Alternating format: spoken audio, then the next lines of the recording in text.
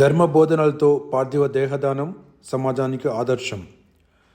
చెరువుగట్టు ప్రాంతం ఆర్యవైశ్య సదన్ నివాసి 90 ఏళ్ల శ్రీ మునగాల రామారావు శనివారం సాయంత్రం 3:30 స్వర్గస్థులయ్యారు.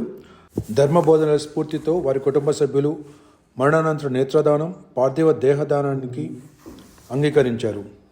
Lions club of Nalgonda charitable trust ఆధ్వర్యంలో సాయంత్రం 5:30 నేత్రదానం నిర్వహించక రాత్రి 8:30 Kamineni institute of medical sciences నాకట్పల్లిలోని అనాటమీ విభాగానికి పార్థివ దేహం వైద్య విద్యార్థుల శిక్షణ పరిశోధనల కోసం అందజేశారు.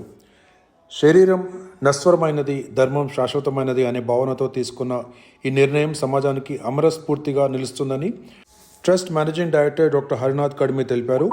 ఇది సంస్థ ఆధ్వర్యంలో 264వ నేత్రదానం, 9వ పార్థివ దేహదానం కావటం గర్వకారణమని చెప్పారు.